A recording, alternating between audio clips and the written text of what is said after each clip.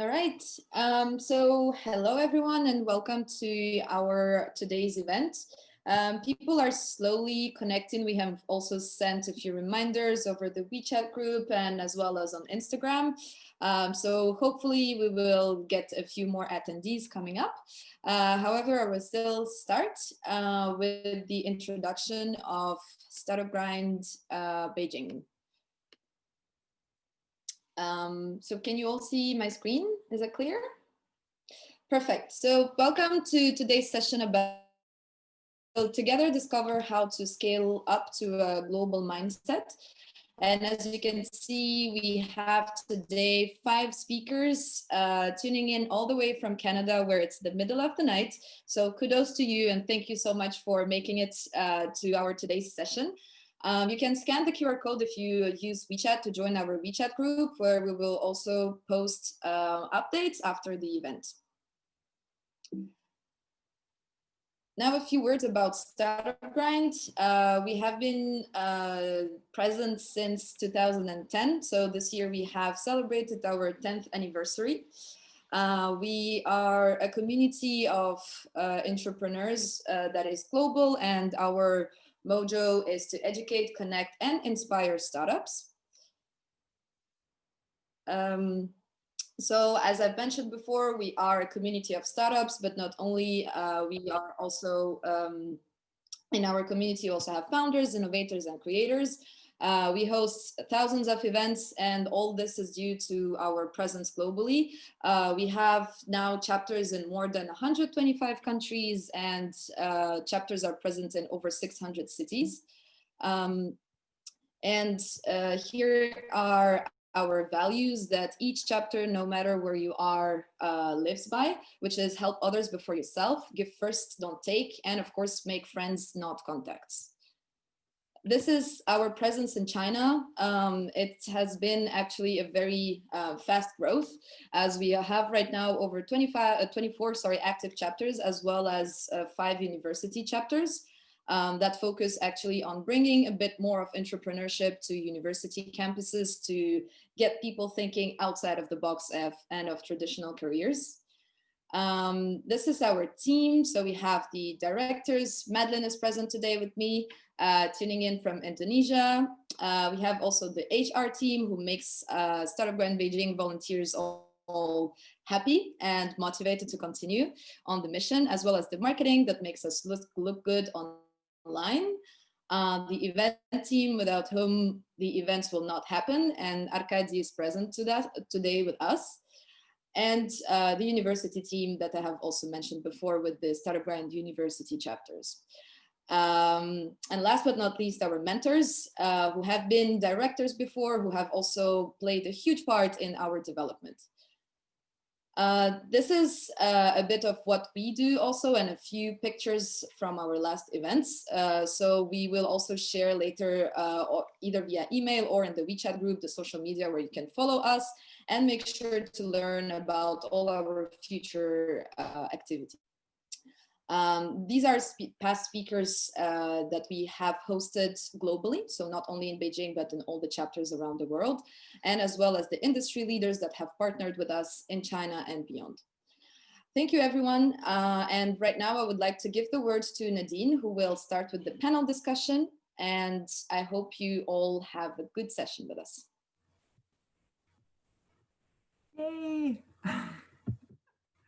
Hi, everyone. Thank you so much, Sabrina, Madeline, and Arkady for welcoming us here today, for having, organized everything. I know it always looks so smooth, but there's a whole lot of work that goes into all of this in the background. So weeks worth of months worth of preparation and connecting is coming to one goal here tonight or today. So thank you very much for hosting us. It's very exciting for us, and we're very grateful. So let me just quickly share what we've got in store for everyone today. And I hope you can see that too. Maybe you can give me a quick thumbs up if that's actually the case. Wonderful. So yeah, welcome. Our coaching community is about to be 2 years old, so we're a startup as well. We're a global coaching community, bringing individuals and organizations together with qualified and trained and very enthusiastic coaches around the globe.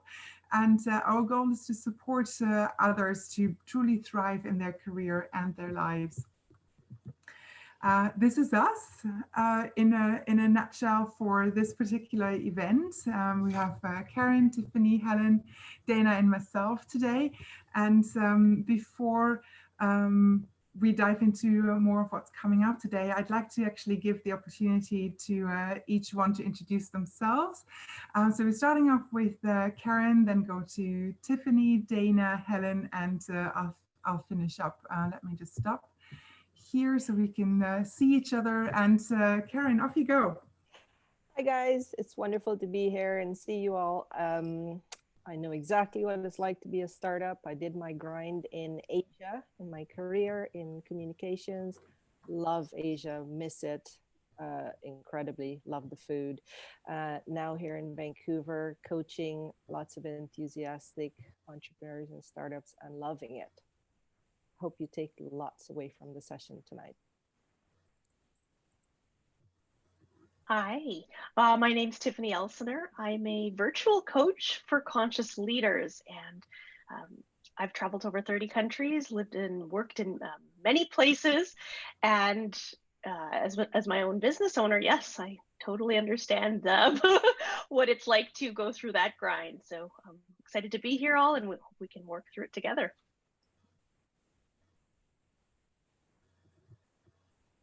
Hi, I'm Dana Smith. I'm super excited again to be here with this incredible panel of coaches who I get to collaborate with. It's such a delight that we get to be invited into your circle and share a little bit of what we have to share. I'm a health coach and a wellness coach and a creativity coach, and I'm really interested in exploring the connection between creativity, innovation, and our well-being. So that's my current jam right now, and I'm really excited to unpack it. And I hope that we can have a lot of fun this afternoon, day. It's 3 a.m. here. I don't know, 7 p.m. where you are, I think. I'll pass it off to Helen. Thanks, Dana. Hi, everyone. My name is Helen Yang. I'm actually I was born and raised in Wuhan, China. So spent the first almost 20 years in China, and now another close to 20 years in Canada. So half and half. And I'm super passionate about, helping you realize your dreams and lead the life you want. So my focus area is the leadership and the financial wellness coach. There's something about really just embrace and embody your wealth inside out. So can't wait to unpack everything with you all. Thanks. Okay, great. Well, we're all entrepreneurs in this. We've all worked with a lot of people that are Vancouver is very international, multicultural here as well. So we've all supported people from all over the place. It's very entrepreneurial here, and a lot of us have that international experience as well. My name is Nadine Schiller. That's my introduction, coming a bit late. I'm also a coach. I'm a consultant. I founded CoachMe. Back then it was CoachMe Vancouver. Now we've gone global. About 2 years ago, Canada is the 6th country I'm living and working at. I'm super passionate about collaborating, working, and supporting people who are true change makers and community builders. Hence, we're here today. I love what Startup Grind is doing around the world, and yeah, can't wait to get started. What you can expect today. We have some facts and trends for you. There's an insightful panel discussion. There's an interactive workshop. There's a debrief with some hopefully with some action items and takeaways for you there as well. And in case you have not read this when you signed up to the event, we're also recording this for the Startup Grind YouTube channel and for the CoachMe podcast, which will come out in a few weeks' time. So we'd love to have today super interactive. We'd love to see you on camera later on as well. For now, during this part of the event, we'd love to hear from you in chat. And the first question I have for you, and hopefully that's something we can read out, or we can read out your answers in chat, is what does the global mindset mean to you? What do you understand under global mindset? There's no right, there's no wrong, simply what does that mean to you? And maybe you can write this out, and we can hear what your understanding is from that. Let me just go in here and see what's coming up as well. Let me read something out. Okay. I see some of you are chatting away.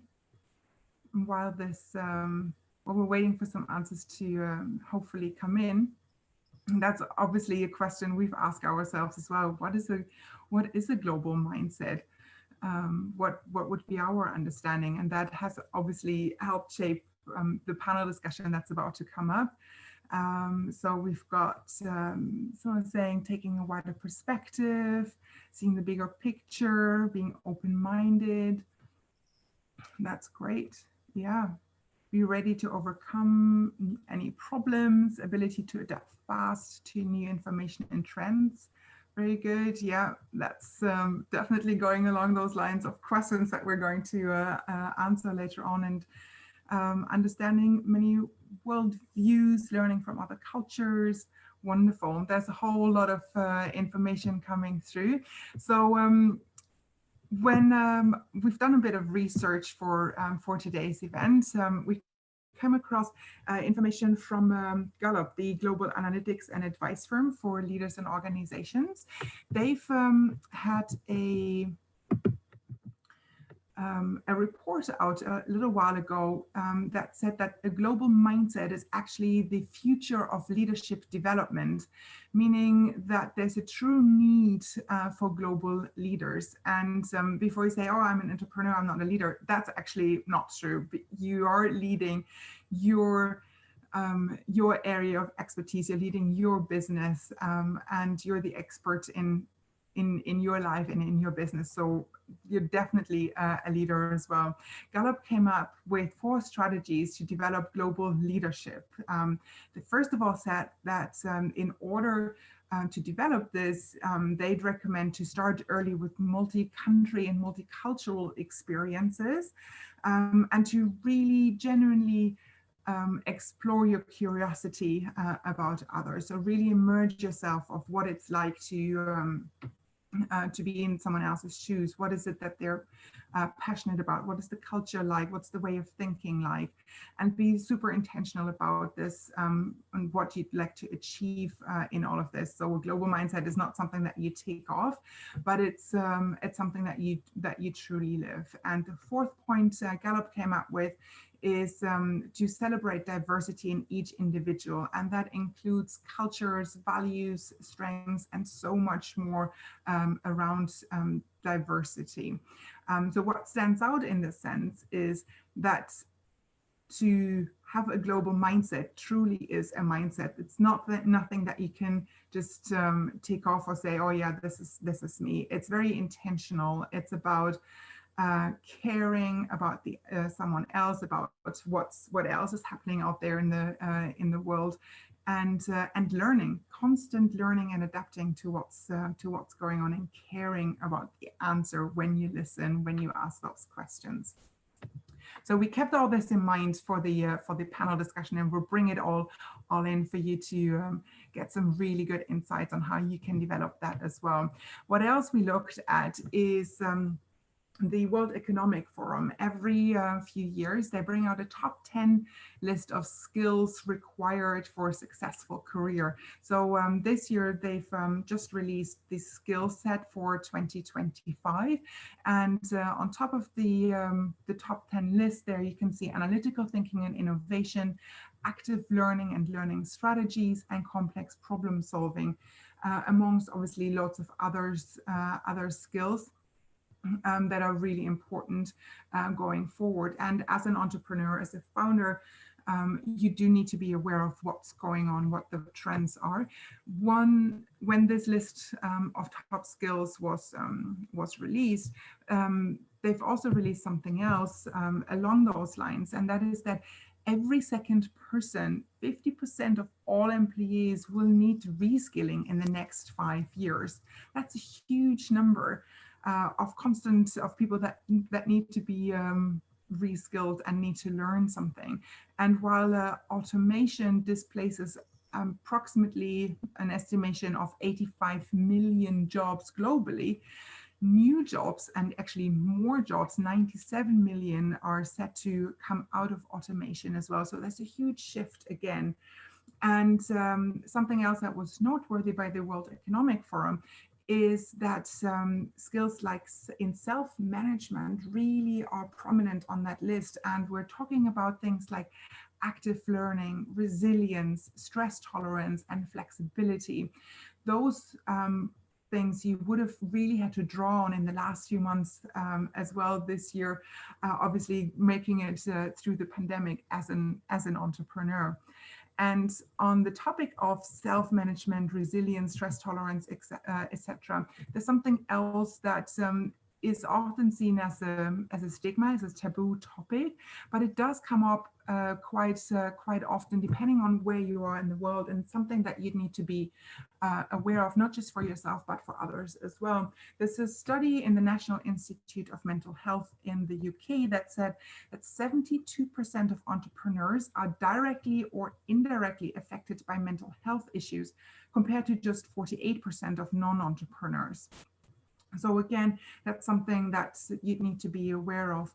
And loneliness for entrepreneurs is actually a major challenge, believe it or not, especially now during the pandemic. It can be lonely at the top, but it can be also very lonely to get to the top, or even worse, right back down at the bottom, according to a Forbes article I came across. And someone called Professor Kelly Harding said that loneliness is a significant health risk.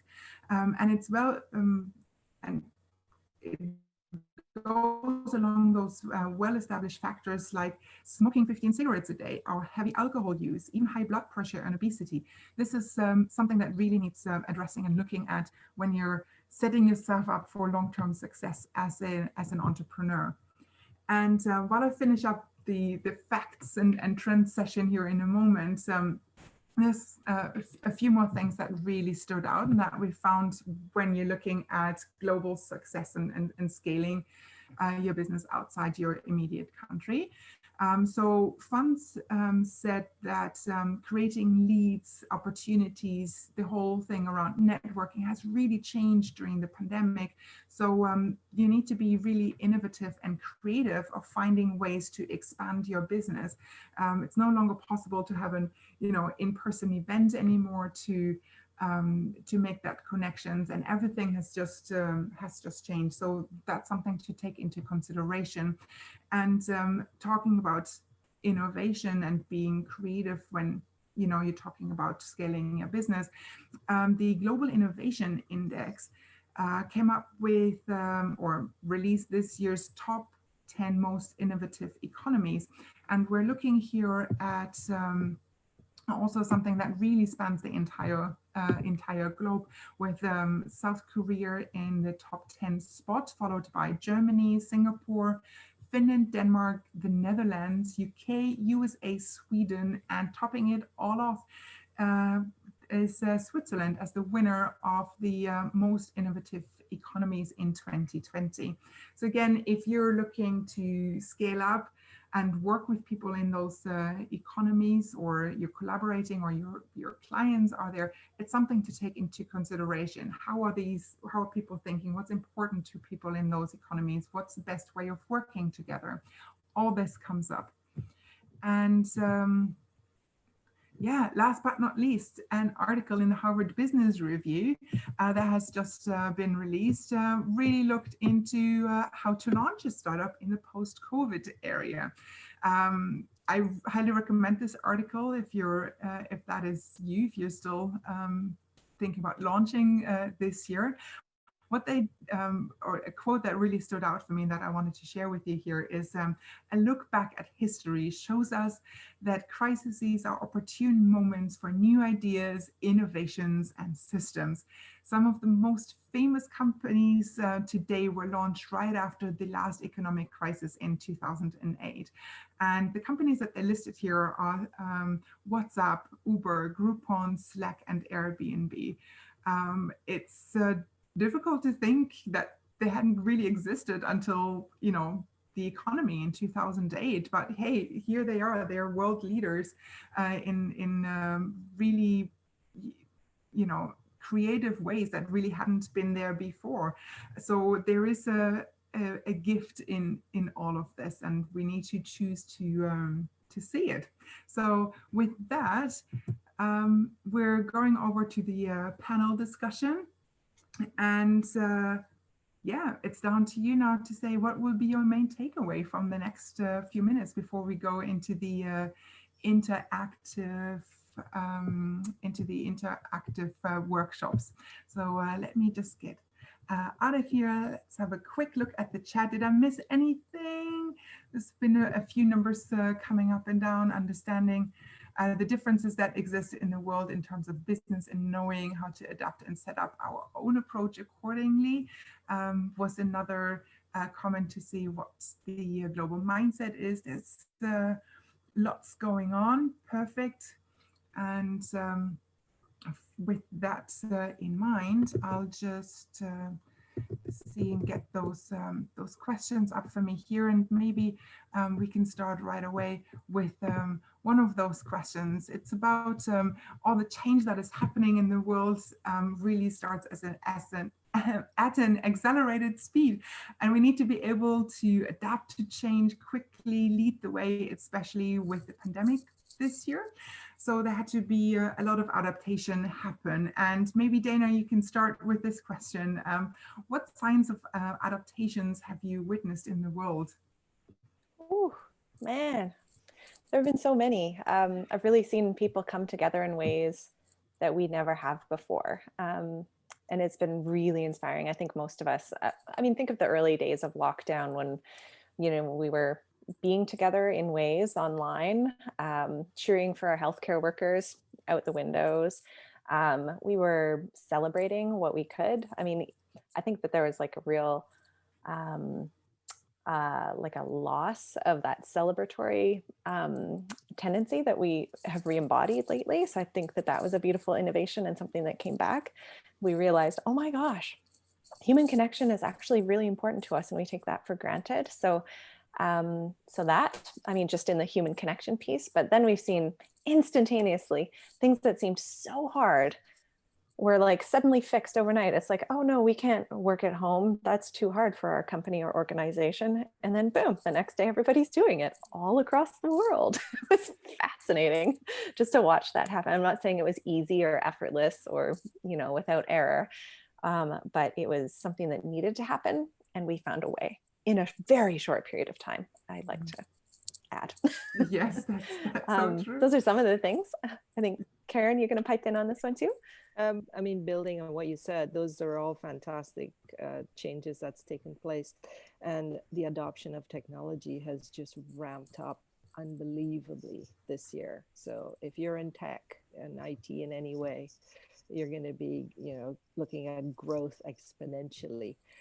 I love the fact that there's been a huge swing to nationalism, which means that as an agile entrepreneur, if you have the ability to serve your local communities and your local country with what the consumers are looking for, you're on track to do very well if you can make those adaptations based on what's going on.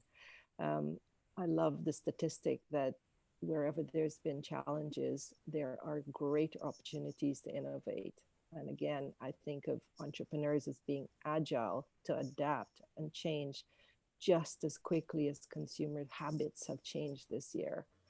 Then, you know, look at your strategies, look at what you're doing to take the opportunities at hand. Perfect. Can I just add to that? Yeah, of course. So the innovation, the adaptation that we experienced, such rapid fire adaptation, just to like jump on board with on the technology piece, like I'm not in tech, but I'm a consumer of technology and I use technology to do my business and other things. Oh,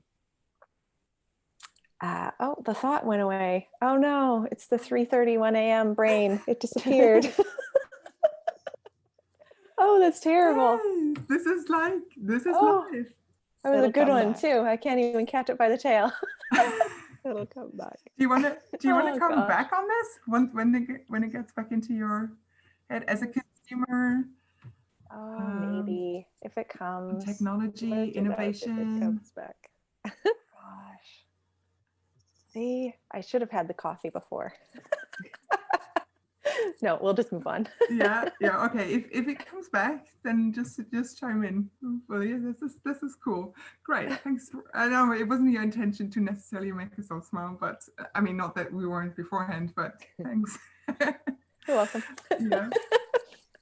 So Tiffany, maybe you can take the next one. Some of the changes that we've experienced so far will obviously be permanent, and some others will revert back to how it was before.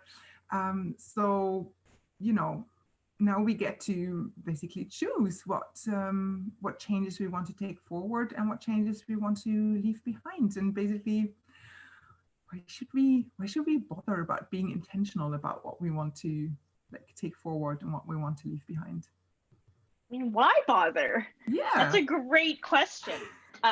You know, as Dana and Karen have talked about, that we've seen irreversible changes, right? We've adapted to technology, and once that door is open, we're not going back on the smartphones and people's use of different technologies to organize global events. That is not backpedaling. But there are going to be, as Dana mentioned, certain things that with time drop off of either we regress back to where we were before the crises, or, you know, we take a different path. So what is important about being intentional? I mean, it's the difference between going with all the circumstances that pull you in that direction, or being intentional means that I'm choosing to keep with me what really works. And for some people, that may be continuing to work from home or work on the road. And for others, you know, it'd be use of technology that they would like to keep implementing and continue down that road. But for us, for a lot of people, there's also recognition that there's some changes that just don't work for us. Mm-hmm. And why should I continue on, right? It's been how many months into the pandemic we realize is that we've had to adjust. This new stability is not going to be the old stability. And so in creating that, there's opportunity here. Mm-hmm. Great. Yeah. Dana, anything from your side on this? Yeah, you said that also. Great, Tiffany. You reminded me what I wanted to say before in what you said, which was brilliant. So thanks for that. It was around the mindset that we carry forward to, you know, when we're like looking at like what you said, well, what do I want to take with me and what do I want to leave behind as we enter this completely new terrain?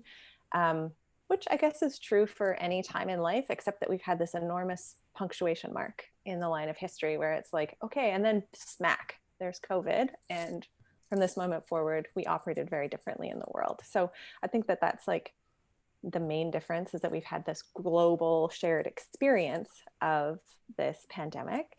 And it's at this point where we can stop, because we've been forced to, look around and go, what is it that's serving me and what is not? I have this opportunity to just pause for a moment and actually take intentional action for the steps forward.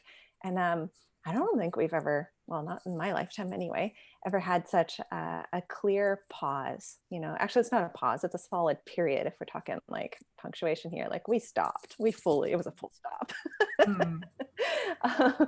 And so something that is very cool is like all this innovation too that we've been forced to experience and just adapt and change with. It's shown us that even when, and it's shown us on a huge scale, global scale, even when it feels like we can't continue, we've found a way forward, right? And that didn't stop us. It didn't stop us from doing the things that we had to do, and making human connections and going to work in this new way and getting almost everything done that we need to has happened. That's pretty cool. Yeah. Right, where there's a will, there's a creative way, and a lot has happened despite all of that's what's going on. Okay, yeah. So the impact of change can be actually quite tough on a lot of people, right? On a lot of levels, emotional level, mental level, business, obviously, and not just on us as entrepreneurs, but also on the people that we're working and collaborating with. So my question would be to Helen's, like, what are ways that we can navigate this situation? Yeah, that's a really good question. And then especially when you mention about the emotional piece, this is like what Dana said, this is a shared experience. It's not just happened to one individual, it's globally. So, and it's important to acknowledge that, to name what is happening. How are you really feeling? You know, are you exhausted? Are you tired? And Nadine, you mentioned about the loneliness. Because sometimes it's not about solving like how to not be tired or how to not feeling the loneliness, but it's to just accepting what is right now and normalize what it is. And try that, like it will actually just open up more space for you. It's like, you're right, I am exhausted. I'm zoomed out. This is way too much screen time. And just to call it out, it's actually a different kind of relief for your body and a mental health area. Yeah. So I'd say, whatever that you are feeling, name it. And there's one more thing I want to add to it is to know that whatever that you're feeling that emotion may not be all yours, because this is a shared global experience. You may have maybe sensed, someone else's stress, the challenges, someone across the oceans feeling. So you're actually picking up that energy as well. Yeah, that's so important as well, for sure. If everyone else is stressed, it's like, how can you stay in Zen mode around this, right? Yeah, thank you for that. Karen, is there something you wanted to add? Yeah, to add to that, it's, there's a reason the airline tells you to put your oxygen mask on first before you try to help others. Self-care at this time is utterly critical. And as an entrepreneur and startup, you have your own stresses well before the anxiety of COVID. So it's critical to take care of yourself right now, first and foremost, and then your team, then the people around you. I believe practicing greater empathy, celebrating small wins, having the ability to slow down and ask yourself, what do I need? And ask the people around you, how are you today? I mean, these are all markers that it's just going to change the way you behave as a leader. It's going to change the equity in your business, and do it for the sake of deepening the relationships. This is a time to really kind of work with the people around you and look at partnerships and collaborations to work with each other. I think doing the research I've done recently on burnout and all of the new things we're facing with burnout, it's how we build the mental strength and how we deepen our relationships with each other that will really kind of lighten the load of 2020. So do what you can to take care of yourself first, and then do what you can to take care of your team.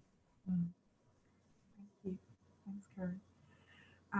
Obviously, you just said it as well, the demands on entrepreneurs have always been high, but never quite as high as during this pandemic. And we need to take care of our mental health, even though I mentioned it before, especially like mental health can still be as a taboo or a stigmatized topic.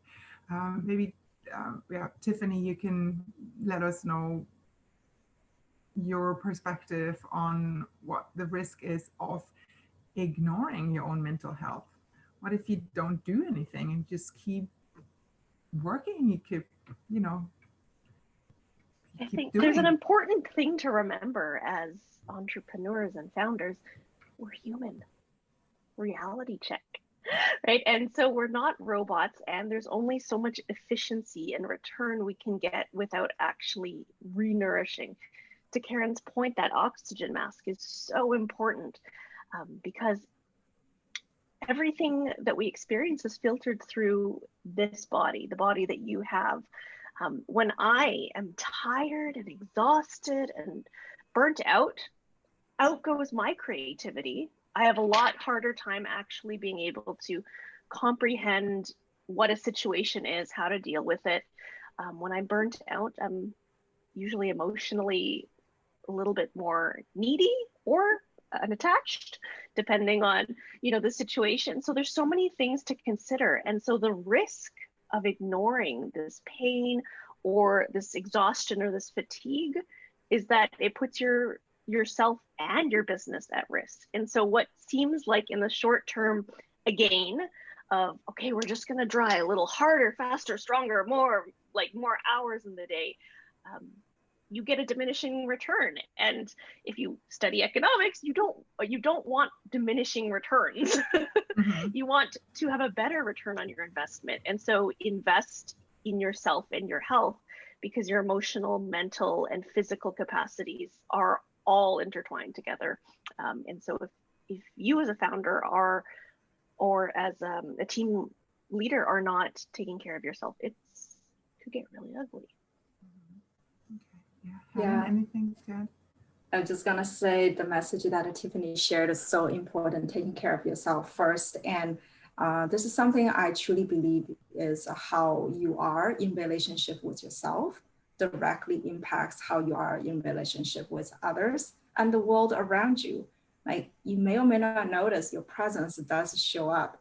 And there's a very important, speaking of what's costing you, is often, when we feel certain way, especially negatively, we try to just tuck it away or try to suppress that. And the thing is, again, we're human beings. We're not made of like a steel compartment that we could just lock away certain emotions and just pretend they're not there. Because the thing is, I want to say it's like, once again, we're human beings. So the moment that you're trying to suppress certain emotion that you do not want to feel, consequently, you actually disconnect yourself and decrease your ability to feel the other expression of the feelings, like joy, fulfillment, happiness. And you're not allowing, you may not notice that you're actually not allowing yourself to feel fully of that celebration time, of the little joys. Yeah, so it kind of impacts holistically altogether. And they're all interconnected. Yeah. Thank you for sharing. Totally. And so to summarize, it's basically, if you don't let yourself feel the negative emotions, you're also not experiencing any of the positive ones as well, or the not saying it necessarily as a black and white. I know from a coaching perspective, there's a whole lot of happening, and neither of them is right or wrong, just what works for you. But for yeah, sure. And there's a question like for you to think about. It's like, when was the last time you accept, like at the end of the day, you're like, okay, I have like 100%, like a 10 out of 10 satisfactory day. When was the last time you tell yourself that? Just gonna pause there. Great. Can I add something? Yeah, go for it. Just Yeah. about just to kind of springboard off what Tiffany and Helen were saying. So yes, we all agree, self-care is super important, and self-care is different for each one of us. I think, it's for some of us, it's reading books and taking time alone. For other people, it's connecting with their community. It can be polar opposites and all those things. But something that came to mind, especially when Tiffany was talking about, some of the things that she experienced with her own burnout experience, was how non-linear self-care is. It's not transactional. So it's not like if I put 6 hours of self-care in over the next week, then I'm going to get 6 units of something back that I can put into my business. And it's not so transactional, and it's not measurable in the same way that, like our to-do list and our goal setting is. But I don't want that to discourage you. I'm more hope that it will encourage you to be patient with yourself, to be consistent, to be forgiving, to be accepting, self-compassionate, all those things that are immeasurable, and always need to be 100% there as much as they can be. Yeah, thank you. Thanks. That's already some great suggestions for, building your mental strength right there, right? And something that Karen's mentioned earlier as well is like self-empathy that comes in as well to build this up. And maybe we can, to use your own words, Dana, popcorn some ideas around building mental strength. Maybe we can all just chime in. What are some other ways that you can build your mental strength? I'm a big fan of reflection and visualization during these times. As I was building my business, I knew how hard it was to be at the grind day in, day out. And it was very worthwhile stepping back and looking at what was working. We get so fixated as humans. Oh, this isn't working. This isn't working. We make that more important than what's actually working for us. And it's a great idea to step back and reflect and visualize and accept the things that are working well and what you could build on. Don't be so stressed and latch on to outcomes you didn't expect. Change is change. And the very fact that you are in a startup and you are an entrepreneur, change and adapt. That's going to be your map for a while.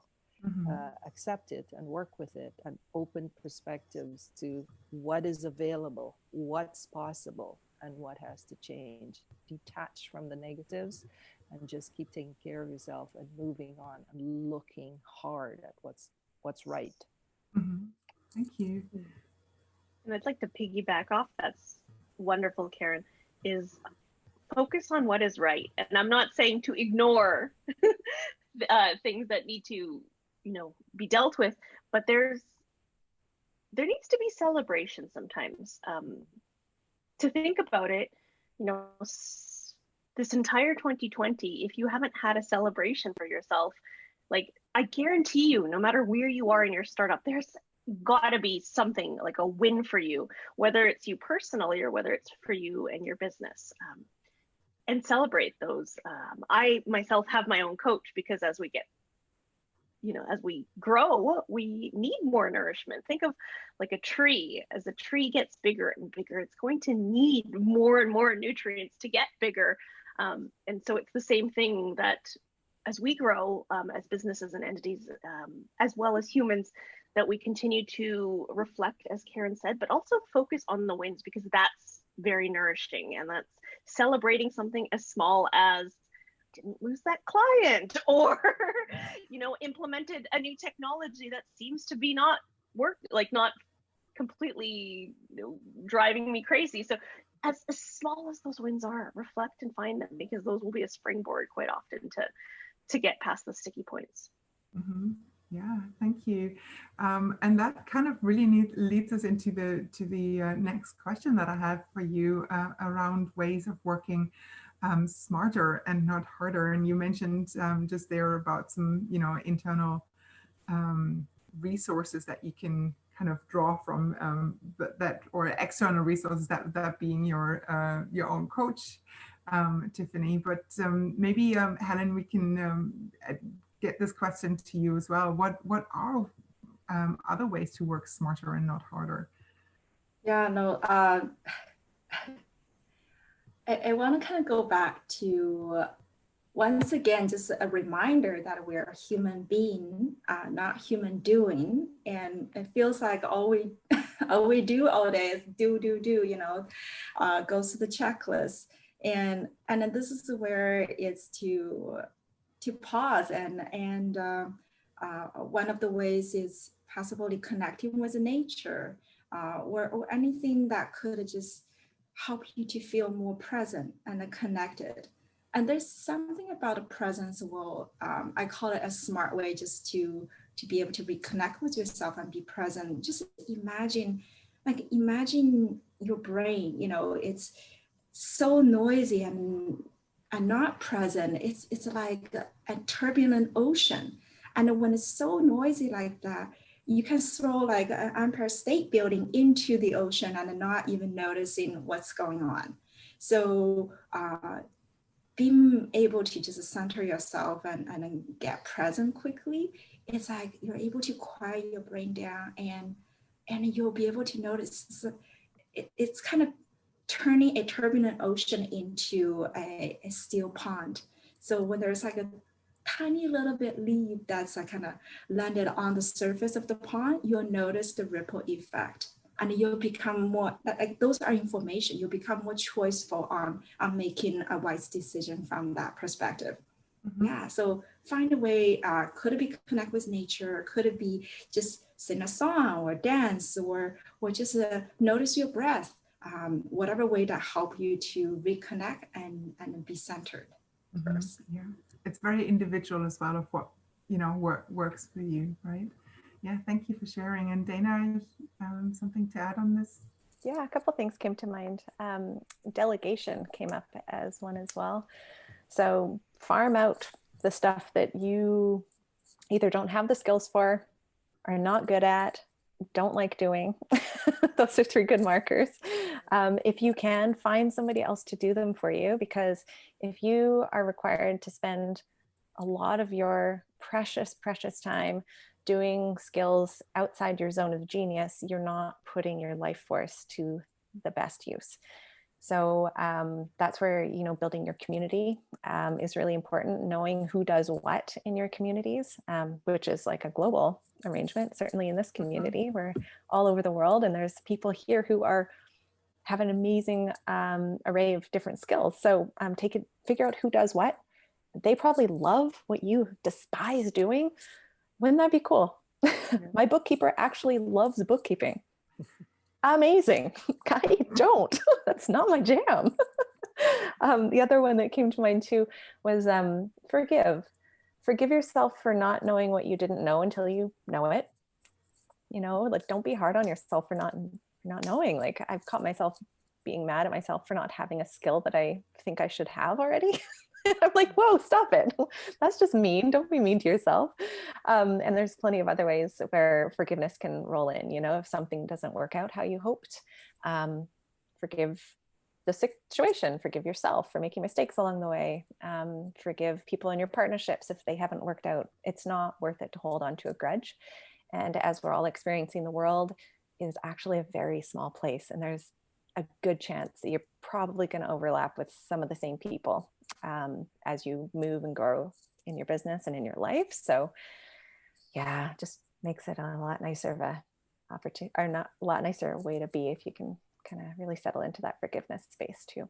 Mm-hmm. Yeah, that's otherwise it's just sucking the energy out of you as well, and it's we mentioned earlier, there's only so much energy that we have. So make sure you're putting it back in, right? So one of the topics that we talked about earlier as well was that we need to be lifelong learners, and in order to adapt to new technologies and to global customers, employee, or even the clients that we're working with, we will all need to be lifelong learners forever to enable others around us and enable the others around us to be the same. It's not just that we need to learn, everyone else needs to have that type of mindset as well. So what resources and tools do we have available to be lifelong learners? Maybe Tiffany, you want to take that?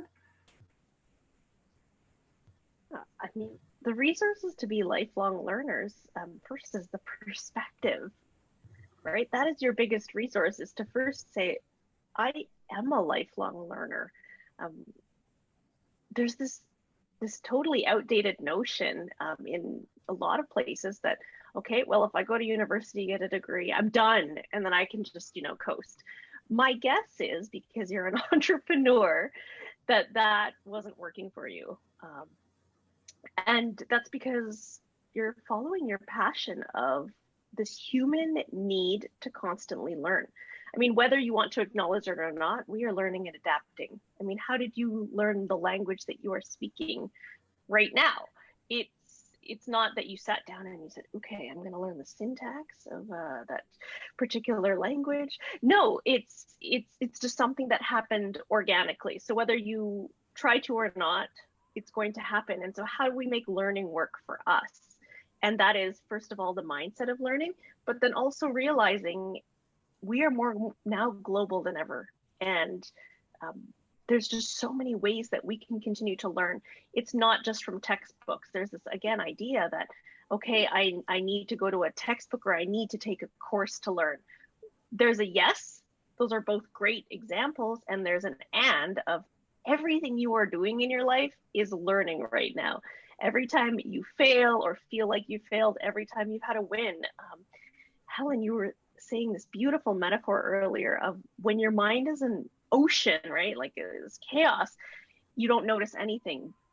And yet when I'm still, I will notice that little leaf and that ripple effect. And that observing what happens when the leaf falls, that for me is data. That for me is also nourishment. That for me is so many things, and that's learning. Thank you. Thanks, Helen. Do you want to? Yeah, I'm just like, yes, and yes. It's really about seeing everything as a teacher, and things that troubles you, things that makes you come alive, whatever that you're feeling. And again, like Tiffany said, use it as a data, as information, and they're teachers. So when you're changing that mindset of, wow, what can I learn from here? What can I learn about myself? What did I learn from this experience?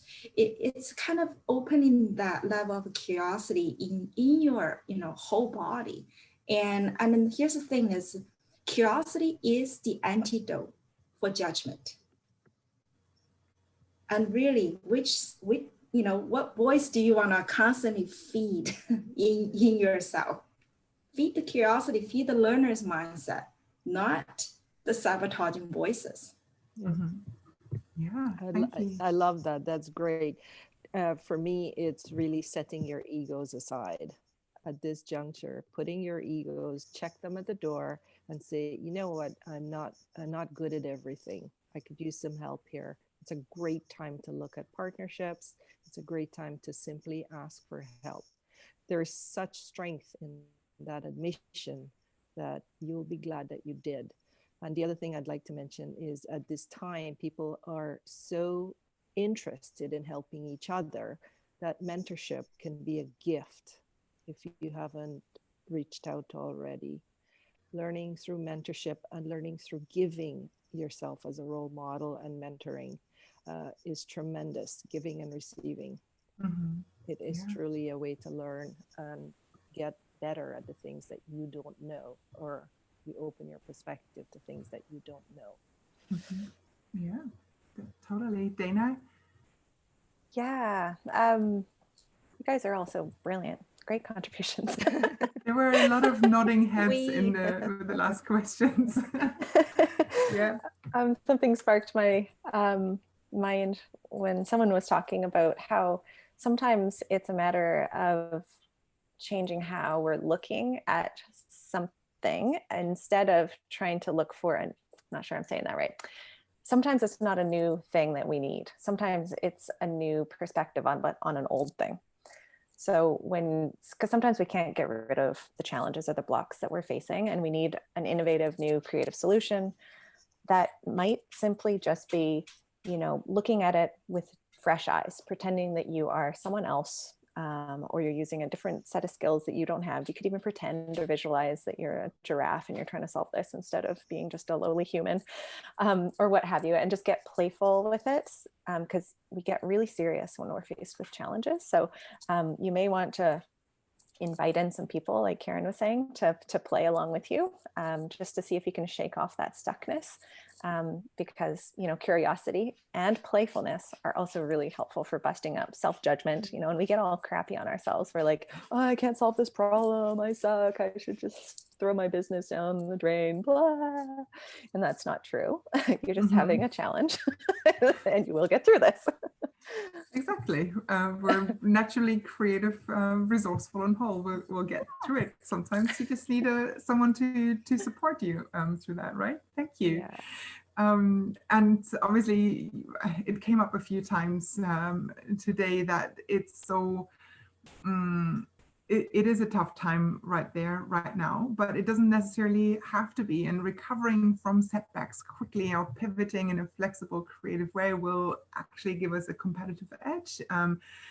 And that is something that we can more easily do as entrepreneurs and founders than maybe some of the more established companies out there. So in order to remain strong and internationally competitive, we have to play the long game, as in be resilient and be sustainable. So how can we build our resilience muscles and create space for innovation? Maybe Karen, you want to take that on? Sure.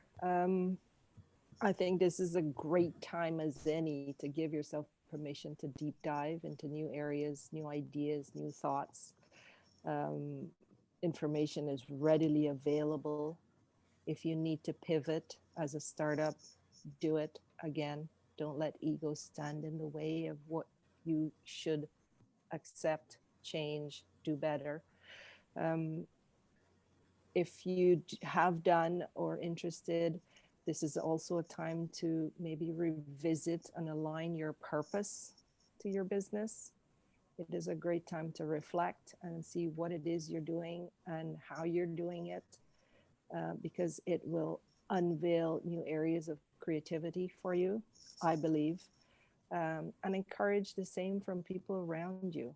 I can't stress this enough, that this is really a time for really addressing the way you're taking your startup from here to where you see yourself in the near future and the medium term, in order to move things along using the SMART goals we're going to talk about later, but also revisiting your personal and deepening your personal relationships as you go along, because I think those things are going to be gifts in the future to get through this. We're all in this together, so we have the magic of collaboration and partnerships available to us. And I think all of the data that we've seen so far, particularly for startups and entrepreneurs, people are willing to help. Just ask. Yeah, exactly. We're coming towards the end of the panel discussion. I think there's just one more question we quickly round up. Sorry, we round up with, and that's the ability to create and innovate are crucial for the future workforce, and that obviously includes us as entrepreneurs. So we need to, in order to make this happen, how can we set ourselves up to be more creative and innovative, especially when it's stressful? How do we create that space for us to do all this? Tiffany, do you want to take that?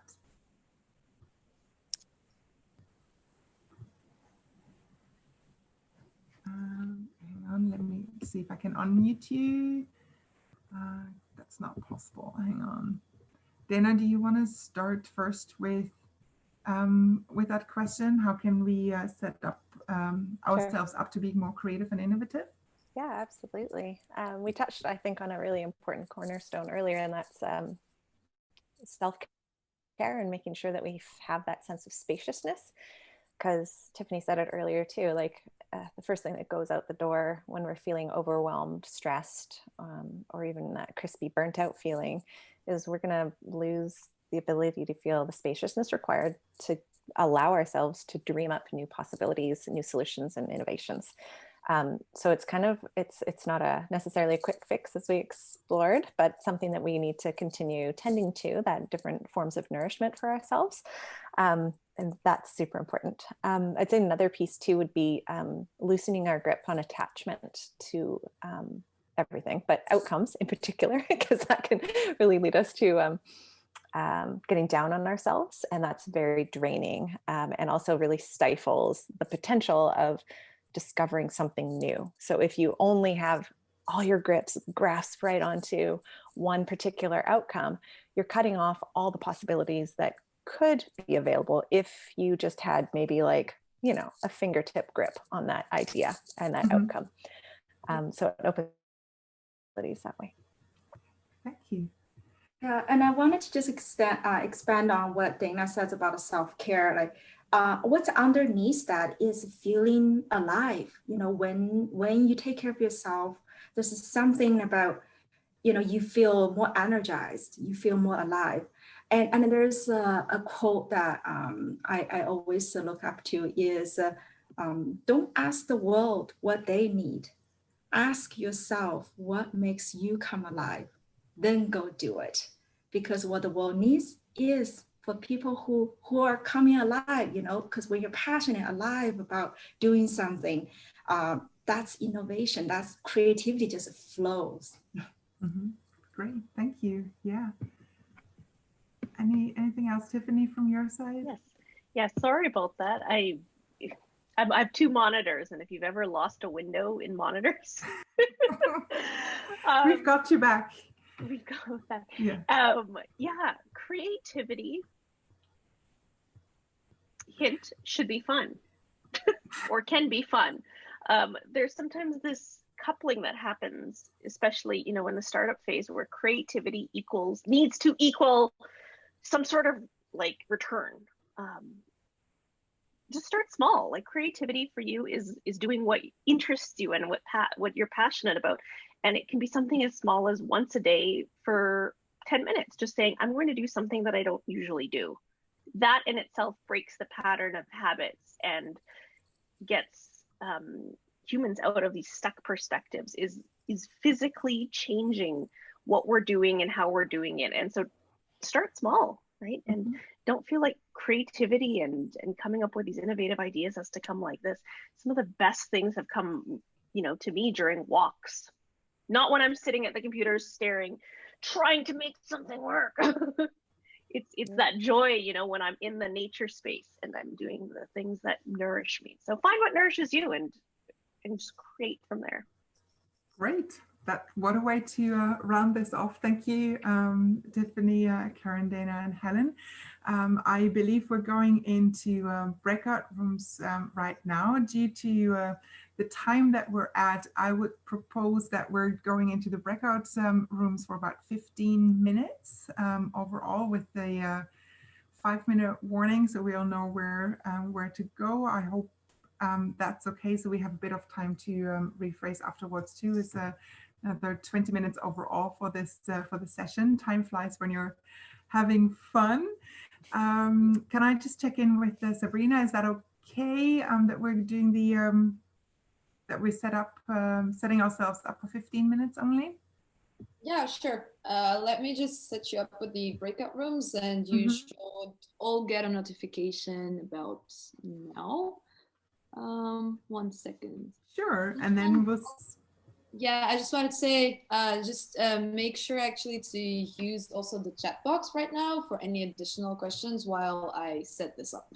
Okay, cool. I've seen there's a whole lot of things that And you know, a whole lot of comments, sorry, that have come through in the last little bit. So I'm going in here and checking what's it's a conversation about setting boundaries, saying yes and what you say yes to and what you say no to, how this going on. And yeah, thank you so much for sharing, everyone, and bringing your perspectives and what works. I think there's a question around mindfulness apps. One that I can personally recommend would be Headspace. I believe they have a free trial as well that you can try out. Any Calm is, I think Headspace and Calm are the world leaders right now for mindfulness meditation. Anything else? No. Yeah, I like Sam Harris' Waking Up. Yeah, great. I'll check that out. That's new to me. Yeah. Thank you. I was going to say dance, get up, crank some music up and dance, move the energy around. Right? Yeah. When was the last time you've danced around and did a little twirl in your living room? No, there's something to look forward to for tomorrow or later today. Who knows? Who knows? Yeah. So are we back full circle? I think we are. Yeah, great. Thank you, Madeline. Obviously, one of the last points in the in those breakout rooms was how to move forward, what to do from here on. And I'd like to quickly hand over the phone back to Karen and me sharing something about goal setting, something that you can take all as homework or a takeaway from today. Do you have that slide up, Nadine? I have, yeah, it's coming up right now. So it's about SMART goals. And some of you may well be familiar with SMART goals. It's a universal tool that companies have used for a while.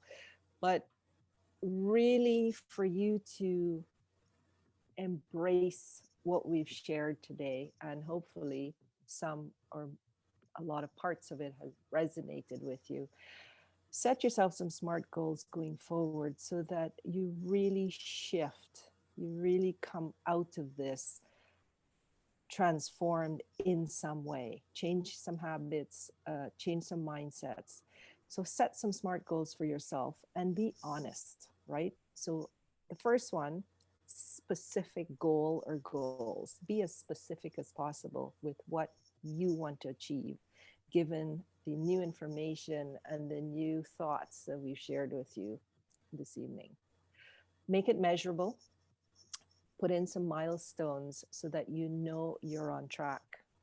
So whether you choose to do one big goal or a series of mini goals, ensure that you put some milestones to each of them so that you know you're making the progress you want to make. Make it achievable.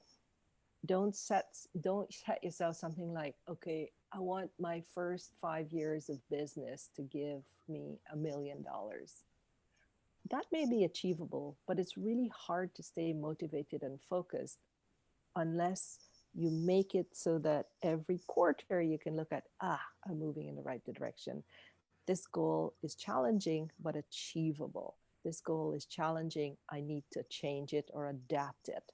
So make your goals achievable, little by little, week at a time, month at a time, quarter at a time. Make your goals relevant to your situation and to your long-term vision, and if possible, to your purpose. What is it you've set out to do? So make your goals relevant. Don't get off track. Time is everything. Effort is everything. You got to take care of yourself while you're doing this. So make the goals you're achieving, investing in, putting resource into, relevant to your vision. And set it as time-based. So it will also help you to prioritize. I set, even though I'm coaching and I'm doing a lot of charity work, I set my week out ahead of me, and everything is time-based because it helps me to prioritize my time, and it helps me to set self-care time in there. So set your goals on a time scale. I hope that's clear. It's pretty straightforward. And try to incorporate some of the things that we've shared with you. Try to see how it can be used for yourself and for your team and for your vision. Yeah, thank you. Thank you for sharing that. There's a whole lot of that needs to be said about moving forward towards your goals, and related to what you value in life, your life's purpose, and things like that. And that's obviously when collaboration with a coach would come in handy as well. So on that note, let me just quickly share. There's ways to stay connected with us. There's two options, either by joining our CoachMe community newsletter, or to book a chat with us on the website. I know there's a whole lot of questions that may have come in over the last little bit as well. So I'm just gonna go back in and check in with everyone before we say goodbye. And thank you again for everyone who's participated and made sure that this was possible today. It's wonderful seeing everyone on the screen and interacting with you. It's been truly wonderful. Thank you so much. Thank you for the opportunity, Startup Grind. Woohoo. Thank you so much. Bye. Thank you. Thank you. Hugs. Wishing you all to do amazing things in the world. I know you will. Indeed. Thank you. You too. We will all achieve great things in the world. Thank you, Madeline. See ya. See ya. To say this Thank late for our coaches, so thank you again for making your time and joining us. Bye. Thank you. Bye. Bye. Thank you. Thank you. Bye-bye. Bye. Thank you.